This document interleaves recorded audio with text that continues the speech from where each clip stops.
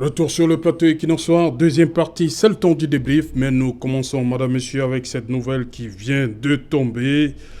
Un nouveau sélectionneur à la tête des Lions indomptables. Et pour cela, nous recevons sur le plateau Nana Paul Sabin, rédacteur en chef adjoint et chef service des sports sur Equinox Télévision et Radio. Bonsoir, NPS. Bonsoir, voilà. Serge. Vous êtes souriant? Pourquoi vous êtes souriant? Simplement parce que il y a cette nouvelle qui vient de ramener. Attention, il y a cette nouvelle qui vient de ramener la sérénité. Oui. Parce que c'était un trouble total désordre qui s'était installé dans la tanière des Lions et même en dehors de la tanière des Lions. Pour tous ceux qui suivent dans l'actualité de cette sélection nationale, vous savez très bien que quand on parle des Lions indomptables, c'est toute la nation qui est engagée, c'est toute la nation qui est concernés. Et finalement, il y a eu ce bras de fer entre le ministre des Sports et la Fédération camerounaise de football, de la FECAFOOT, et sa tutelle. Et finalement... On a comme l'impression qu'on est arrivé à un gentleman agreement. Hein? Les deux éléments arrivent au même moment.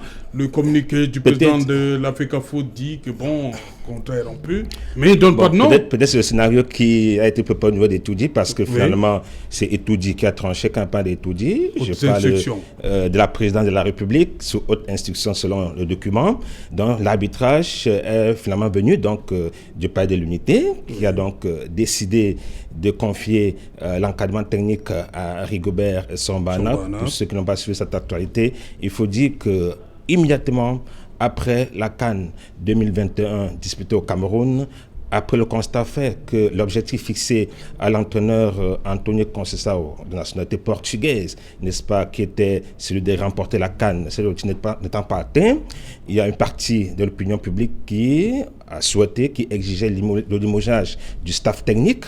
Et puis, il y a eu cette sortie du ministre des Sports, le patron des Sports, qui est l'employeur, entre guillemets, n'est-ce pas, du staff technique indomptable, qui a tiré le bilan, qui a établi, n'est-ce pas, le bilan de l'entraîneur Conceição. Il estime que c'est un bilan positif, pas du tout négatif. Il a renouvelé sa confiance à ce staff technique. Alors, cette position n'a pas été appréciée du côté de la Fédération camerounaise de football, qui, quant à elle, n'est-ce pas, souhaitait renouveler ou alors changer le staff technique à la tête des Lions indomptables de football. On l'a vu d'ailleurs, les membres du comité exécutif mettre la pression sur Samuel Tofis. Et on a demandé à Samuel Tofis, on a donné 72 heures pour décider l'avenir. Il avait jusqu'au 23 ou le 24 D'abord 72 heures. Et après 72 heures, il n'a pas pu se décider. Il a demandé donc à ses pairs... La veille de l'invasion militaire en Ukraine. Justement, jusqu'au 23. Et nous sommes le 28. Il n'y a toujours pas de décision. Les gens se demandaient alors, finalement, quelle décision concernant l'avenir de l'entraîneur? Est-ce que Samuel Tofis a finalement baissé les bras face à son ministre de tutelle? Mais on se rend compte qu'en coulisses, l'ancien gloire des Lions indomptables, nouveau président de la Fédération camerounaise de football, est finalement allé, n'est-ce pas, au niveau de la présidence de la République, donc négocier ce changement d'entraîneur. Et c'est à ce niveau qu'on a finalement donné raison en désavouant, entre guillemets, n'est-ce pas, le ministre des Sports. Maintenant, le scénario, c'est celui dont vous avez parlé, c'est-à-dire d'abord le ministre des Sports annonce le changement de l'encadrement technique des Lions indomptables. Ensuite, il y a ce communiqué de Samuel Tofis qui remercie l'encadrement staff, l'encadrement technique, l'ancien encadrement technique. Ensuite, souhaite bonne chance au nouveau staff technique. Voilà. Non, pas ça, on va rapidement lire, parce qu'il y a une question qui va suivre. Manager sélectionneur, M. Son, Rigobert. Entraîneur sélectionneur adjoint, M. Migne Sébastien. Team manager, M. Kala Congo Raymond. Assistant coach, M. Augustine Simon. Voilà. Entraîneur des gardiens de but, M. Souleymanou.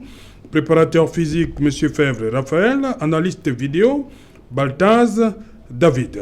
Premier constat, 4 anciens Lions indomptables sur les 7 qui constituent le staff. Ça veut dire quoi, Paul Sabin?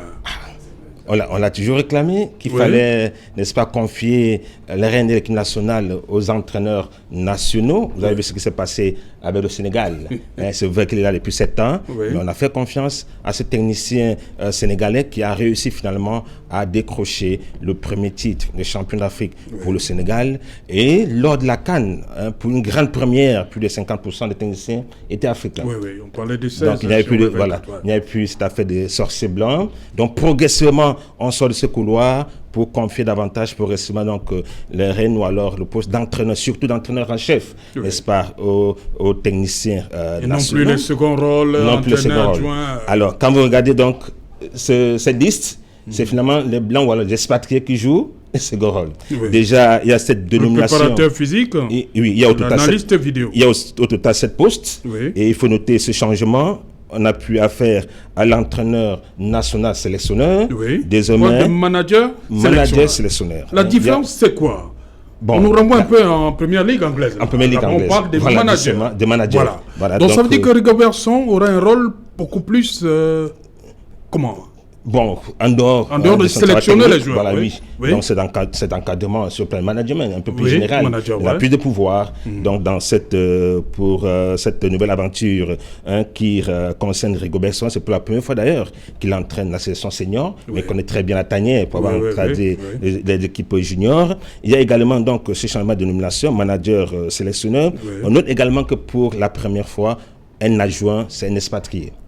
Un expatrié au nom de Sébastien Migné. Voilà. Il a 49 ans, c'est vrai qu'il n'est pas très connu, c'est un ancien joueur footballeur français qui a joué dans des équipes anonymes, mais depuis 2 ans, il est devenu entraîneur et progressivement entraîneur de Strasbourg, entraîneur de Lens. Il est venu donc s'installer en Afrique, il a entraîné comme adjoint au Togo, en République démocratique du Congo, et puis au Congo, ensuite au Kenya, et son dernier poste, il y a moins de 2 ans, c'était en Guinée équatoriale, donc chez le voisin.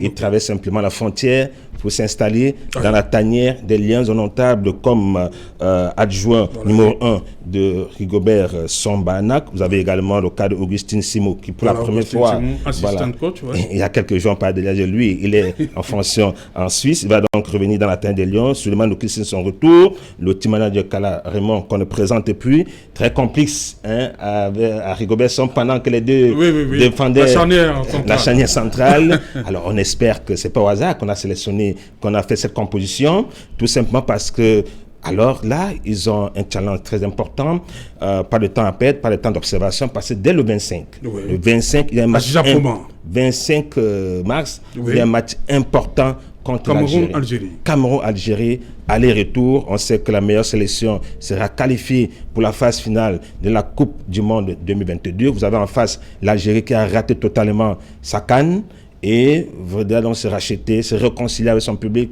à travers cette compétition. Vous avez les Lions indomptables qui tiennent donc à être le rendez-vous de Qatar pour avoir manqué le mondial 2018. C'est vrai, ça n'est pas évident pour les Lions parce que le match retour se joue ici et le match retour le match aller se joue à Douala et le match retour se joue donc en Algérie. Pour ceux qui estiment souvent que le classement FIFA n'a aucune importance, c'est sur la base du classement FIFA que les équipes les moins classées reçoivent à l'aller et quand vous recevez au retour, vous avez l'avantage de presque tous, de l'environnement et puis de cette guerre psychologique. Il faut également noter, n'est-ce pas, que le Cameroun a préféré venir jouer à Japoma parce que depuis un certain temps, les Lions se sentent mieux au stade Japoma et jusqu'ici, ils n'ont perdu aucun match. Il y a également ce ferveur populaire, ces spectateurs qui accompagnent ce 12e joueur qui joue à fond son rôle, parce qu'on estime que ça donne un tout petit peu. Oui, les Lions vont gagner, mais l'Algérie a imité les Lions ou alors a fait presque la même chose. Ils ne joueront pas les Fennecs dans la capitale, ils iront à une quarantaine de kilomètres de la capitale, à Blida. S'il vous plaît, où depuis 20 ans, ils n'ont perdu aucun match dans ce stade. Ils ont donc également fait comme le Lion, choisi un stade qui les porte davantage, n'est-ce pas, bonheur. Donc, on estime. Et ils ont mis le match à 20h30. Vous savez très bien qu'en Afrique de l'Ouest, ils jouent un peu sur ce match ce temps. Chez nous, le coup d'envoi, c'est à 18h. Et là-bas, c'est en nocturne, 20h30. Et puis, il y a une grosse mobilisation autour de ces rencontres. Donc, c'est un gros défi pour Rigobert Song et tous ses collaborateurs dans la tanière des Lions. C'est un gros risque pour Samuel Eto'o-Fils. C'est-on souhaité qu'il fallait peut-être attendre cette rencontre, sachant que ce n'est pas évident pour les Lions de se qualifier. Mais Samuel Eto'o-Fils a dit on prend le risque. S'ils se qualifient, tant mieux, on ira à la Coupe du Monde. Ils vont continuer donc l'aventure dans la tanière des Lions. Voilà, sur ce plateau, il y a quelques jours, c'était lundi dernier, Elie Tchebma disait qu'il faut choisir entre ce qui est urgent et ce qui est important. On va voir ce que ça va donner. Mais Nana Paul Sabin, avant de partir, il y a sûrement un lion indomptable qui est content de tous ces bouleversements. C'est qui? Maxime Choupo-Moting. Il avait dit. Effectivement. Voilà. Effectivement, merci. ça tombe bien pour lui. Il avait dit, tant que Conceição Antonio est encore entraîneur des non-domptables, je ne reviendrai plus jamais, n'est-ce pas, défendre les couleurs du Cameroun. Il a donné ses raisons, on ne le juge pas, et vous faites bien donc de le signaler. C'est la preuve que vous suivez particulièrement cette équipe nationale. Donc, non, effectivement... Nous avons reçu, vous rappelez, nous avons reçu juste le papa de Choupo-Moting à Yaoundé. Qui a fait des déclarations exclusives sur l'équivalence. Voilà. Et puis, ça a eu un impact. Vous voyez très bien que, vraiment, pour amener la sérénité, on a vu Samuel Eto'o-Fils suivre particulièrement Choupo-Moting, n'est-ce pas, après la déclaration, même après le match contre le Burkina Faso, il a eu des entretiens avec ce joueur pour lui dire, vraiment, on vous comprend, on te comprend très bien, mais il est question de défendre les couleurs du Cameroun. Et finalement, il pense que tous ces éléments ont contribué à tout ce qui arrive ce soir, au changement de l'encadrement technique. C'est aussi vrai qu'Antonio Conceição préparer déjà le match. Oui. Il était sur le continent européen. Il préparait cette rencontre. Il va simplement faire un transfert à Rigobert Song-Banda qui connaît très bien la tanière des Lions indomptables.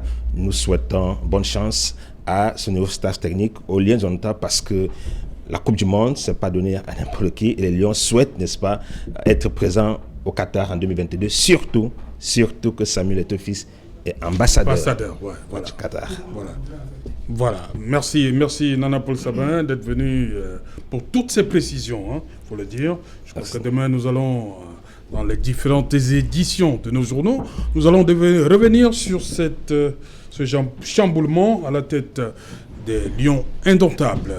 Voilà, on a donc retenu comme sujet pour cette deuxième partie l'Union africaine qui réagit au mauvais traitement infligé aux Africains en Ukraine. On reconnaît que des gens qui veulent partir, qu'on les empêche de partir, et il y a forcément un problème. Docteur Lambé. Tout à fait, je pense que c'est le moment justement de joindre l'action à la parole.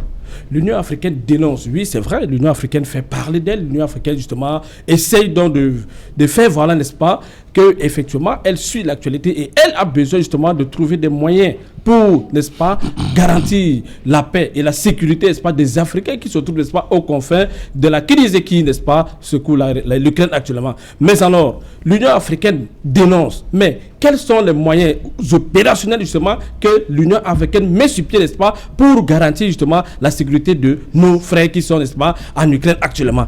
Moi, je m'attendais à ce qu'on dise qu'en réalité, l'Union africaine a préparé tel moyen pour, n'est-ce pas, sécuriser ou alors rapatrier justement ses enfants sur leur terre. Mais aujourd'hui, on va dire que l'Union africaine dénonce. Et ce qui nous ramène encore à dire que l'Union africaine, justement, une institution qui n'est même pas d'ailleurs indépendante, parce qu'effectivement, ses plus gros moyens viennent, n'est-ce pas, de l'Union européenne. Alors, est-ce qu'on va passer tout notre temps à dénoncer, mais sans toutefois joindre la parole à l'acte? Nous sommes au niveau où l'Union africaine devait travailler avec des stratèges, des penseurs, pour voir cette crise arriver.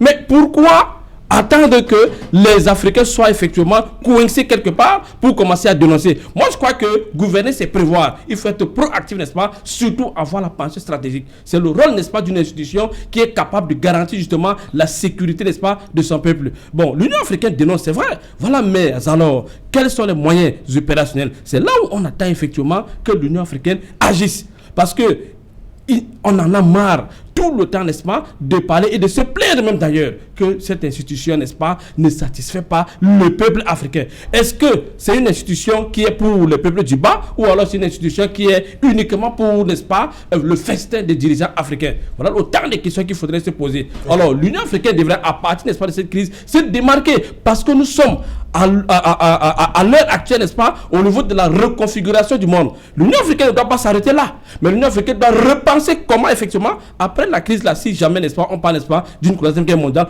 comment l'Afrique effectivement devrait faire pour se repositionner en tant que puissance. Voilà.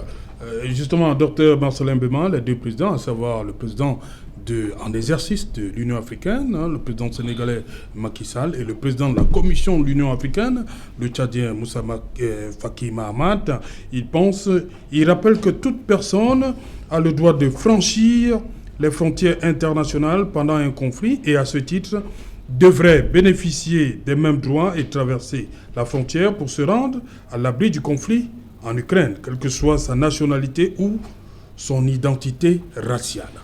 Exactement. Donc il y a le problème le rappel des principes. Voilà. Bon, c'est déjà... Ils sont ignorants de tout ça? Non. Ce qui empêche les Africains de traverser? Ils ne sont pas ignorants, mais ça veut dire que la communauté africaine a aussi son mot à dire. Et les gens ont... les autorités en charge ont pu le faire déjà. C'est-à-dire, le dire déjà, c'est déjà quelque chose. Le dire déjà à chaud comme ça, parce que nous sommes encore à chaud. Le dire déjà, c'est déjà à apprécier. C'est déjà quelque chose. Maintenant, il faut aller au-delà, comme disait mon voisin tout à l'heure. Il faut aller au-delà, c'est-à-dire passer à l'acte. Quand on le dit, on passe à l'acte. C'est pour cela que les gens pensent que nous autres, nous soutenons Poutine. Parce que Poutine est prêt toujours à passer à l'acte. Quand il y a une chute.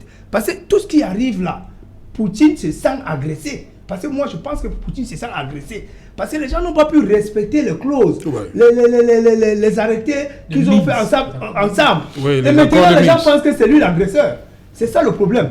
Donc, nous pensons que l'Union africaine doit aussi prendre position, ne pas seulement rester dans les déclarations. Nous pensons que ça va aller un peu plus. Okay. On est encore au début, nous regardons encore. On est encore au début. Oui. Voilà, Éric Pépin-Bikaï, l'Union africaine qui condamne. Vos prédécesseurs pensent qu'il faut passer à l'acte. Concrètement, qu'est-ce qu'elle devrait faire l'Union africaine? Non, je crois que je vais m'inscrire dans la prise de parole de mes On a vu quand même le communiqué de la Côte d'Ivoire, de l'ambassadeur Philippe Mangou, donc c'est général, que tout le monde connaît. Voilà, très bien. L'ancien chef d'état-major ivoirienne. Ambassadeur de Côte d'Ivoire en Allemagne. Voilà, du temps de l'embargo, il faut le préciser également. Non, en réalité, lorsqu'il y a une guerre comme celle-ci, il est important de mettre sur pied les couloirs humanitaires. Je pense que l'une des adresses du secrétaire général des Nations Unies, M. Antonio Guterres, mettait justement l'accent sur les couloirs humanitaires. Et lorsqu'on dit couloir humanitaire, il est question d'évacuer l'ensemble des populations qui se retrouvent sur le terrain des opérations. Malheureusement, il y a un racisme toléré en période de paix dans les zones de l'Europe de l'Est et forcément un racisme qui n'est plus toléré, en fait, qui est visible en période de guerre. Donc, c'est-à-dire, les Occidentaux mettent l'accent sur le fait qu'ils privilégient d'abord la vie de leurs concitoyens européens au détriment de celle des Africains. Parce qu'il ne faut pas oublier qu'avant la sortie de l'Union africaine, il y a d'abord la sortie de la Côte d'Ivoire, il y a la sortie du ministre des Affaires étrangères de l'Afrique du Sud, où les ressortissants étaient bloqués au niveau des frontières, même également le Nigeria. Peut-être, comme disait notre compatriote de Kiev tout à l'heure, le Cameroun a manqué un peu de se joindre à ce type d'appel pour essayer d'encadrer. Parce qu'il ne faut pas oublier que c'est vendredi sur votre plateau qu'on essayait d'attirer l'attention des autorités qu'il y a de nombreux Camerounais qui se sont installés à Kiev depuis les années 2005 pratiquement, dans l'optique de poursuivre les études, parce que, Talvaz expliquait, l'Ukraine offrait les meilleures conditions d'accès sur le territoire et avait presque les mêmes formations qui, en fait, ça arrivait au même module de formation que dans les universités occidentales. Bon, vivement la sortie de le communiqué de l'Union africaine peut-être va venir enchérir un certain nombre de choses pour pouvoir rappeler aux uns et aux autres de respecter les principes de la guerre en termes de création des couloirs humanitaires et puis de rapatriement des personnes vers les lieux sûrs. Mais il ne faut pas oublier que cette Union africaine également a toujours manqué. C'est pour ça que je soutiens l'argumentaire de Dr Lagmé. On se souvient, il y a 2 ou 3 ans, au moment où la crise libyen battait son plein, où un certain nombre d'acteurs de la scène internationale ont pris la parole, vos confrères de CNN ont fait des enquêtes dessus, où on dénonçait clairement l'esclavage en Libye. On a attendu que l'Union africaine parle enfin. Elle n'a jamais parlé. Du moins, elle n'a pas parlé quand on voulait que nous parlions. C'est la raison pour laquelle je crois que ce que Freddy disait tout à l'heure par rapport à l'action, elle aurait pu prendre des actions fortes pour que l'esclavage cesse en Libye. Jusqu'à l'heure où nous parlons, cette pratique n'a jamais été sortie des principes de balkanisation de ce territoire. On utilise toujours les subsahariens comme étant de la chair à canon, comme étant les personnes à qui on peut faire un chantage auprès des Occidentaux, parce qu'il ne faut pas oublier que les subsahariens qui sont sur ce territoire-là le sont parce qu'ils sont en transit vers la mer Méditerranée et vers l'Europe de l'Ouest. Donc, on attend toujours que l'Union africaine prenne corps de ce problème-là et essaie de sécuriser ces nombreux compatriotes qui pour la plupart sont coincés. Donc on n'attend pas grand-chose de leur communiqué. C'est ça, j'ai juste un communiqué comme parmi tant d'autres. Mais il faudrait que les États eux-mêmes prennent leurs responsabilités et essayer de créer les couloirs humanitaires pour sécuriser leur population. Docteur Boudou, vous êtes d'accord avec ça? Il dit qu'il fallait que l'Union africaine se prononce et s'est prononcée sur une situation. Je pense se prononcer et prendre les mesures, c'est déjà là. Il faut recontextualiser. De toute façon, en fait, nous sommes en face des États, au moins un État, au moins deux États. Parce que c'est particulièrement à la frontière entre l'Ukraine et la Pologne, qui sont des États que certains d'entre nous supportent beaucoup. Nous voyons comment ils traitent les Noirs. Les lois de la guerre sont claires. Quand il y a la guerre, on laisse tout le monde passer la frontière. Les gens essayent de se sauver, c'est tout. Mais ils mettent les gaz frontaliers, ils disent non, les Noirs, asseyez-vous ici, là. Les Blancs, vous traversez. Ils les font entrer dans les bus, ils les font entrer dans les trains. Ils refusent. Il y a une Somalienne qui a fait un témoignage. Elle dit qu'elle a dû marcher pendant 3 jours. Arriver quelque part où il y avait quand même des hôtels. Elle est même prête à payer. On lui dit que non, on ne prend pas ton argent. L'hôtel, c'est pour les Ukrainiens. Ça veut dire on nous traite moins que des animaux en temps de guerre même. Je veux dire d'abord, même ce type de personnes, ça démontre clairement où ils sont en train de nous classer. Mais non, qu'il là. Au niveau de l'Union africaine, c'est très super. Moi, ça me fait sourire pour 2 volets. Premièrement, le siège de l'Union africaine, c'est où? C'est Addis Abeba.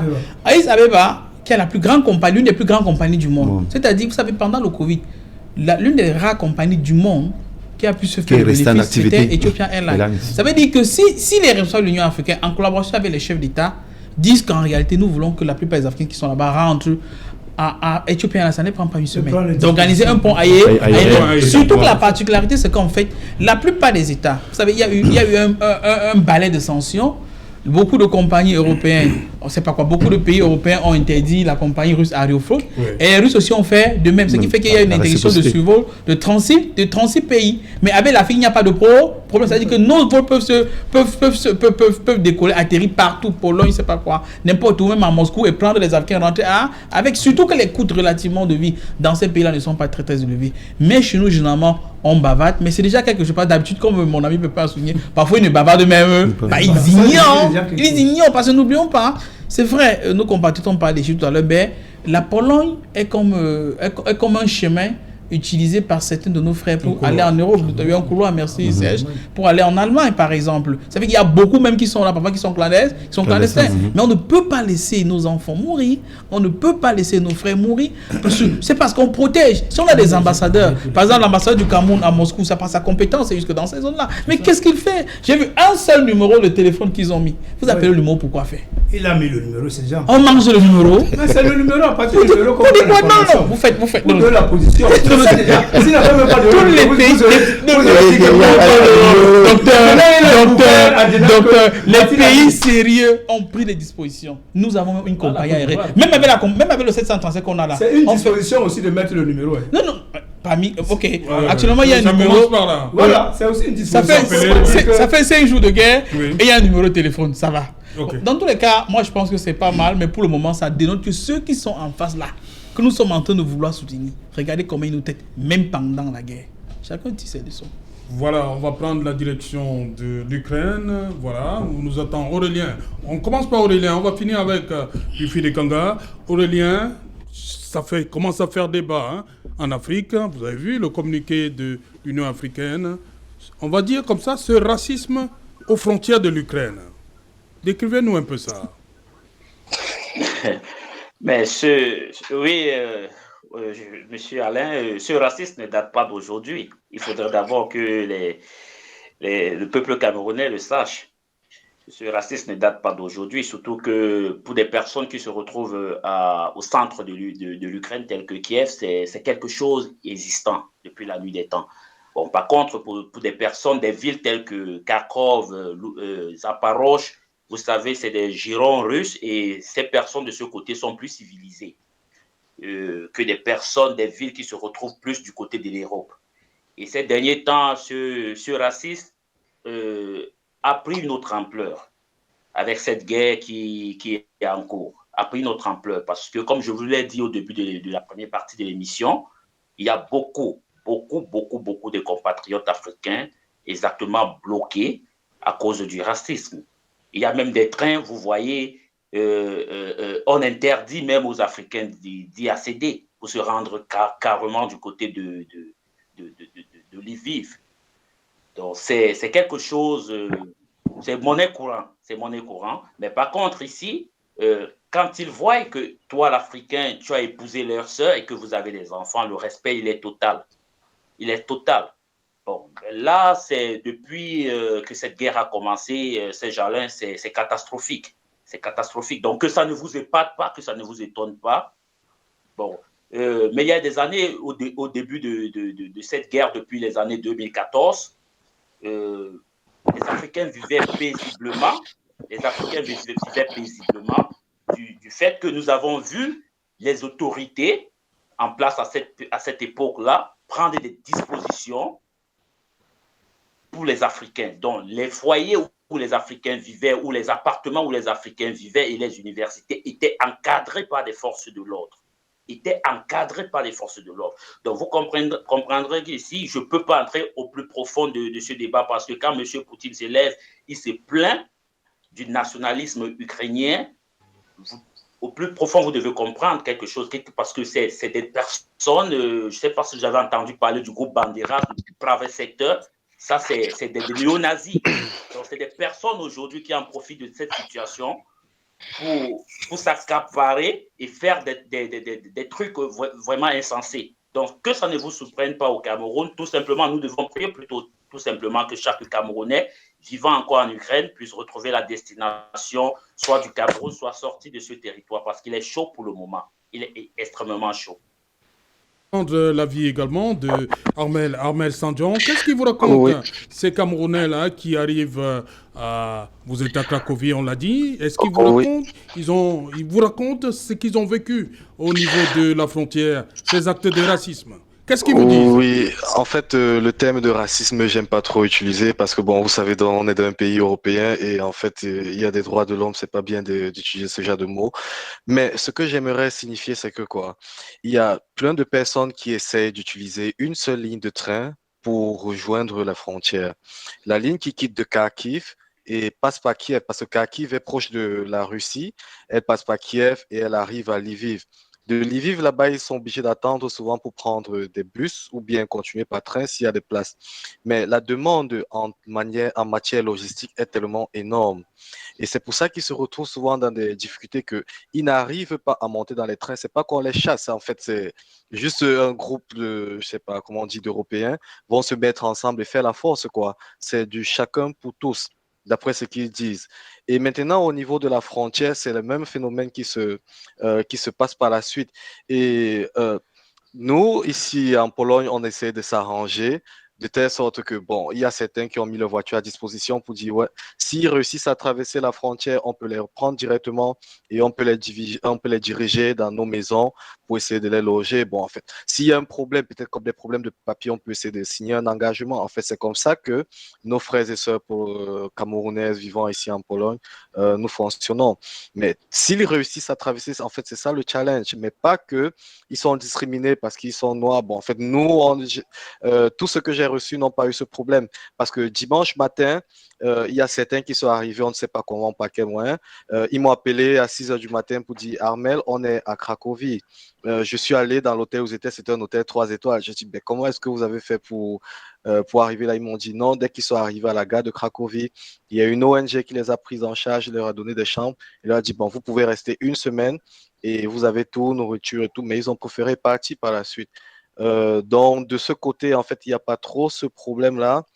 Et je pense que c'est plutôt en Ukraine parce que il y a plein de personnes qui veulent voyager et les routes sont saturées. Et ce qu'on a remarqué beaucoup plus, c'est que tout le monde se concentre sur la Pologne et veulent passer par une route. Pourtant, il y a 8 frontières qui sont ouvertes et ils peuvent bien passer par là. Et il y a aussi la Slovaquie qui est à côté, la Hongrie qui n'est pas très loin. Ce matin, je regardais encore bien la carte. Et certains préfèrent des pays qui sont dans l'Union européenne. Bon, peut-être ils ont d'autres projets, mais il y a aussi la Roumanie qui est proche et la Biélorussie. Et quand ces gens, je ne sais pas si c'est pas malheur ou bien par chance, ils se retrouvent peut-être en Biélorussie, ces mêmes vont nous contacter pour dire on est calé en Biélorussie, comment est-ce qu'on peut faire pour arriver en Pologne? Tout ce qu'on peut leur dire, c'est que rapprochez-vous le plus possible d'une frontière ukrainienne avec la Pologne, parce que si vous voulez passer Biélorussie-Pologne, ça sera impossible. Il n'y a pas de guerre là-bas en fait.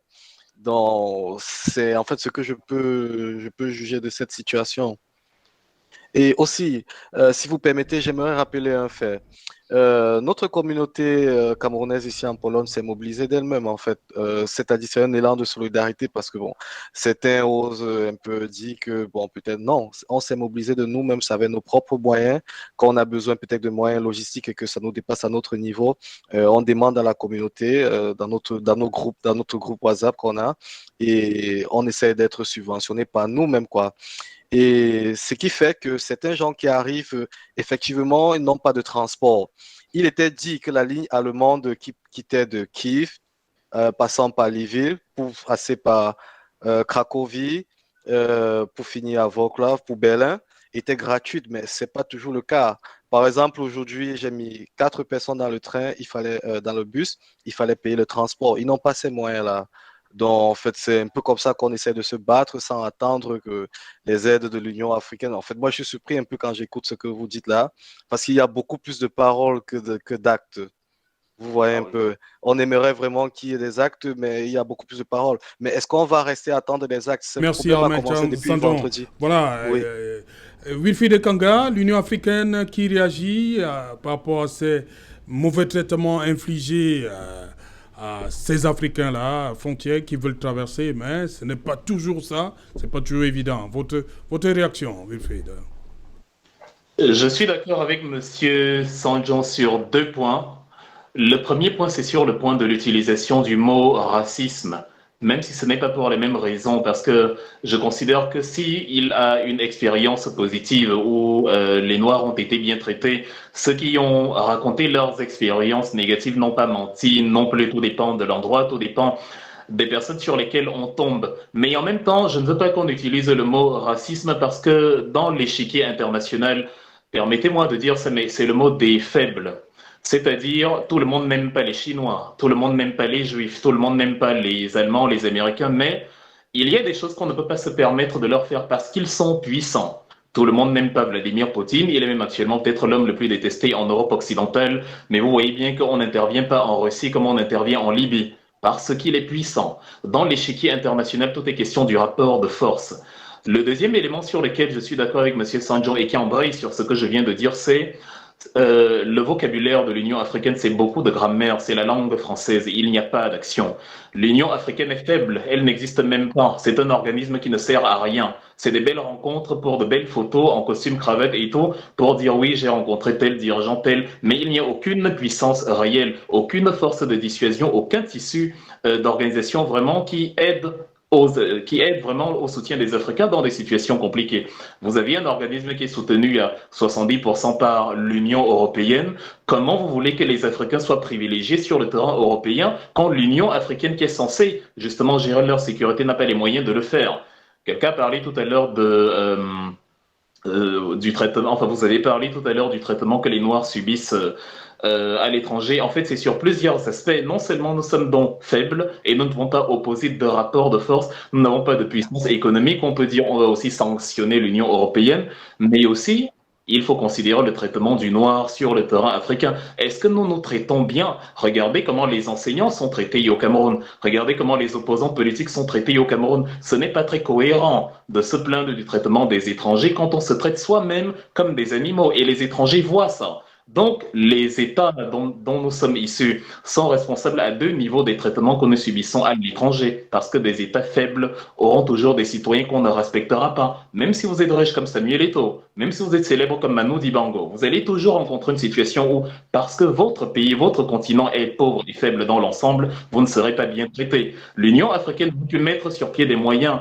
Par exemple, on a parlé du corridor humanitaire où on pouvait y appeler, je ne sais pas, négocier avec Vladimir Poutine sur une sorte de zone tampon à l'intérieur de l'Ukraine ou à l'intérieur de la Russie, où on achemine l'aide humanitaire, on loge justement nos compatriotes qui sont de ce côté en attendant que le conflit prenne fin, parce que Poutine n'a pas prévu, je le dis encore, de tirer sur des civils. Ce sont des dommages collatéraux dans les villes, dans les sites proches des endroits où il a ciblé des centrales militaires et ce genre de choses dont il peut très bien admettre un corridor, une sorte de tampon pour les Africains avec qui il n'a actuellement pas le moindre problème. Donc ça aurait été possible. On aurait pu acheminer les citoyens en Russie, en tout cas dans les zones frontalières, dans les aéroports les plus proches. Et comme ça, nos compagnies se rendaient là-bas et les acheminaient chez eux. Ethiopian Airlines, comme le disait le docteur D'Alvarez, c'est la compagnie africaine qui dessert le plus de destinations dans le monde. Mais on voit qu'elle ne se mobilise pas, ou du moins l'Union africaine ne s'organise pas pour soutenir Ethiopian Airlines pour aller là-bas. Maintenant, quid du Cameroun, quid de Camerco? Camerco, ce n'est pas une compagnie aérienne, on est interdit de vols internationaux, surtout pas avec une distance pareille. C'est une compagnie terrestre, Camerco. Camerco, c'est une compagnie terrestre où tout le monde vole, sauf les avions. Et c'est pour ça qu'on est dans la situation actuelle. Merci Wifide Kanga, merci à vous également Armel Sanjan. Merci Aurélien, beaucoup de courage à vous, ce côté-là. Voilà, merci à toute la communauté camerounaise qui se trouve encore en Ukraine, celle qui a traversé en Pologne. Merci, docteur Béma. C'est un plaisir de renouveler ces jours. Voilà, merci. Voilà, merci vous également. Merci, docteur Lamé. Merci beaucoup. Moi qui vous remercie d'ailleurs parce que vous nous permettez effectivement de donner des analyses qui vont peut-être éveiller les consciences de plusieurs Africains. Parce qu'en réalité, nous dormons alors que voilà le monde qui est en train de se redessiner. Alors, il faut qu'on se pose, n'est-ce pas, sur ces gardes pour effectivement être plus stratégique dès le lendemain, n'est-ce pas, de la reconfiguration des nouveaux changements, voire même le retournement international qui est en train de se prononcer à l'heure actuelle. Voilà, merci Eric Pepe Mikaï. C'est moi qui vous remercie. Merci de m'avoir associé une nouvelle fois à ce plateau riche et qui parle de l'actualité de l'avenir du monde. Docteur Goudjou, merci. Merci infiniment, Serge Alain. Oui, nous souhaitons que la guerre s'arrête. Les vies sont sacrées. C'est vrai que là-bas, on traite la vie comme rien, mais rien ne vaut la vie. Vivement qu'ils négocient, qu'ils trouvent une solution et qu'on mette thème à ce conflit. Voilà, Victor Hugo, si une vie ne vaut rien, rien ne vaut la vie. Voilà. Madame, Monsieur, nous sommes donc arrivés au terme de ce numéro Equinox Soir. On se retrouve demain lorsqu'il sera 19h. Bonsoir, Kribi.